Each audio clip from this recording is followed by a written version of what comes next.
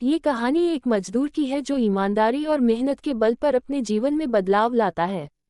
एक गांव में रामू नाम का एक गरीब मजदूर रहता था। वह बहुत मेहनती और ईमानदार था, लेकिन उसके पास बहुत कम साधन थे। रोज वह जंगल में लकड़ियां काटता और उन्हें बाजार में बेचता, जिससे वह अपने परिवार का पालन पोषण करता था।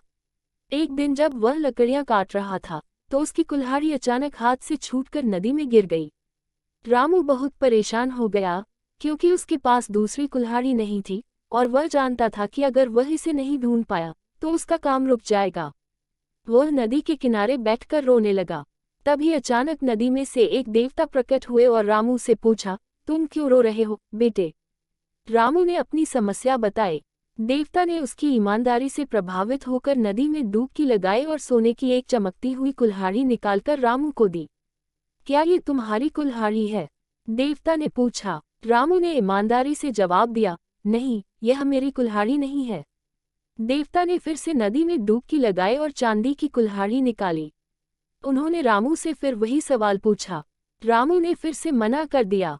आखिरकार देवता ने लोहे की वही पुरानी कुल्हाड़ी निकाली और रामू से पूछा, क्या ये तुम्हारी कुल्हाड़ी है? रामू ने खुश होकर कहा, हाँ, यह मेरी ही कुल्हाड़ी है। रामू की ईमानदारी से प्रभावित होकर देवता ने उसे सोने और चांदी की कुल्हाड़ियां भी उपहार में दे दी। रामू ने उन कुल्हाड़ियों को बेचकर अपना जीवन सुधार लिया और अपने परिवार को खुशहाल बना दिया। कहानी से यह सीख मिलती है कि ईमानदारी का फल हमेशा मीठा होता है। कठिनाइयों का सामना करने के बाद भी अगर हम अपने मूल्यों पर अडिग रहते हैं, तो अंत में सफलता